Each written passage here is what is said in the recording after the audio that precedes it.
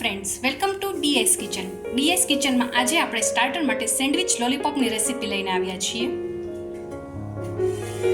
Sandwich lollipop બનાવવા માટે મેં અહીંયા 7 નંગ મીડિયમ સાઇઝના બટેટા લીધેલા છે.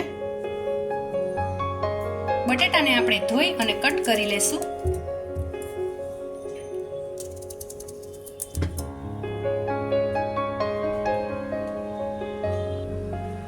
કુકરમાં આપણે બટેટા ડૂબી જાય એટલું પાણી લીધેલું છે.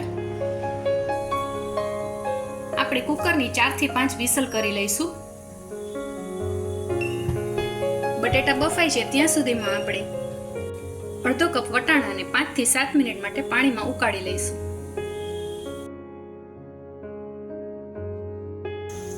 સેન્ડવિચ લોલીપોપ બનાવવા માટે આપણે બ્રેડને વાટકાથી રાઉન્ડ કટ કરી લઈશું.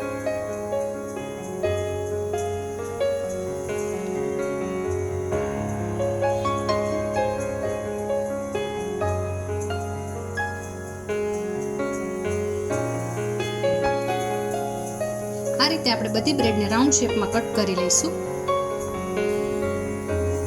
બ્રેડને રાઉન્ડ કટ કરતા જે બચેલી બ્રેડ છે એમાંથી આપણે પેનકો બ્રેડ ક્રમ્સ બનાવીશું, જેથી કરીને આપણી બ્રેડનો જે બચેલો ભાગ છે એ વેસ્ટ ન જાય.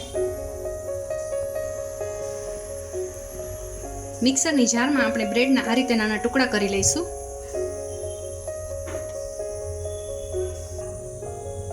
મિક્સરની સ્વિચને ઓન ઓફ કરીને આપણે બ્રેડને કરકરી પીસી લઈશું.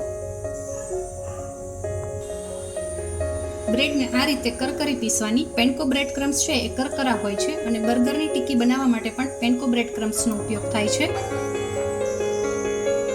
પેનકો બ્રેડ ક્રમ્સ ટિક્કી બહારથી એકદમ ક્રિસ્પી અને અંદરથી સોફ્ટ બને છે. બ્રેડ ક્રમ્સને આપણે કઢાઈમાં શેકી લઈશું. બ્રેડ ક્રમ્સને આપણે લો ફ્લેમ પર કન્ટિન્યુઅસ ચલાવતા રહીશું અને શેકી લઈશું. તેમાંથી મોઇશ્ચરનો ભાગ જતો ન રહે ત્યાં સુધી આપણે બ્રેડ ક્રમ્સને શેકવાના છે. આપણા બ્રેડ ક્રમ્સ શેકાઈ ગયા છે. તમે જોઈ શકો છો કે એમાં મોઇશ્ચરનો ભાગ બિલકુલ નથી અને એકદમ કરકરા થઈ ગયા છે. 10 minutes later. આપણા બટેટા બફાઈ ગયા છે અને એની છાલ પણ આપણે અલગ કરી લીધી છે. હવે બટેટાને આપણે મેશ કરી લઈશું.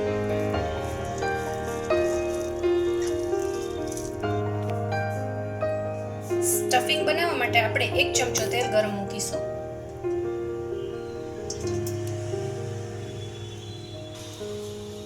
તેલ ગરમ થઈ ગયું છે. એમાં આપણે અડધી ચમચી જીરું ઉમેરીશું.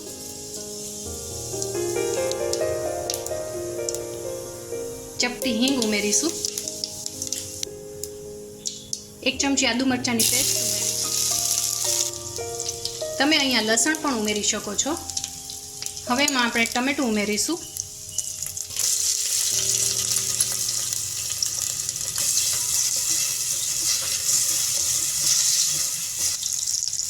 હવે એમાં આપણે સ્વાદ પ્રમાણે મીઠું ઉમેરીશું.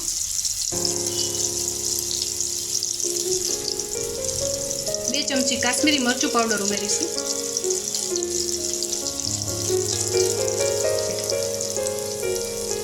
અડધી ચમચી આમચૂર પાવડર ઉમેરીશું. અડધી ચમચી ચાટ મસાલો ઉમેરીશું.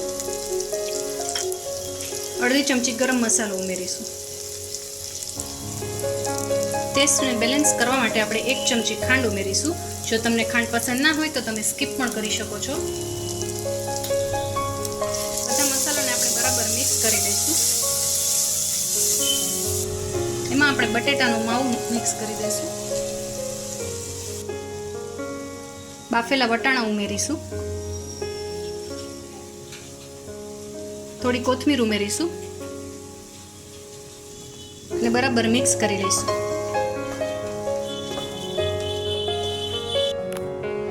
આપણું સેન્ડવિચ લોલીપોપ માટેનું સ્ટફિંગ તૈયાર છે. હવે એને આપણે થોડીવાર માટે ઠંડુ થવા દઈશું. A few moments later. હવે આપણે થોડું સ્ટફિંગ લઈ અને એનો નાનો બોલ તૈયાર કરીશું.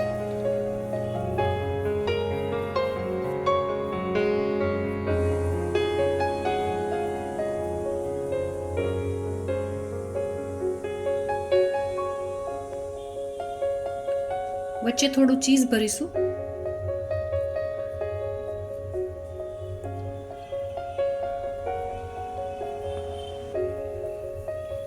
અને ચીઝને આ રીતે બોલથી કવર કરી દઈશું.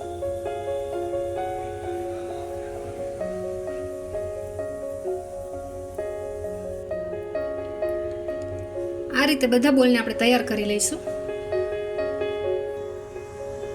હવે આપણે એક ડીશમાં થોડું પાણી લઈશું અને બ્રેડની કિનારીને હાથેથી થોડી આ રીતે દબાવી દઈશું.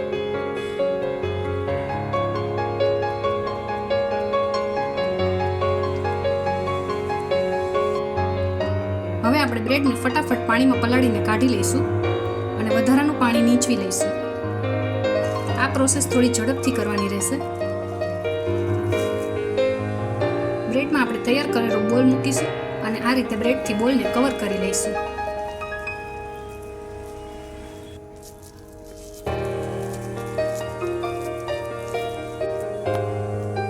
આપણે તૈયાર કરેલા પેનકો બ્રેડ ક્રમ્સથી બોલને કોટ કરી લઈશું. હવે બોલમાં આપણે આઈસ્ક્રીમ સ્ટિક લગાવી દઈશું.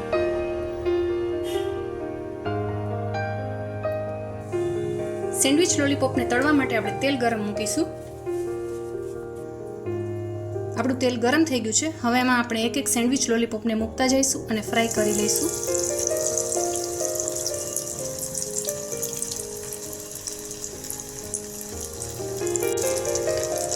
આપણી સેન્ડવિચ લોલીપોપ ગોલ્ડન બ્રાઉન થાય ત્યાં સુધી આપણે એને ફ્રાય કરીશું. તો તૈયાર છે આપણી સેન્ડવિચ લોલીપોપ. આપણી લોલીપોપ એકદમ ક્રિસ્પી તૈયાર થઈ છે.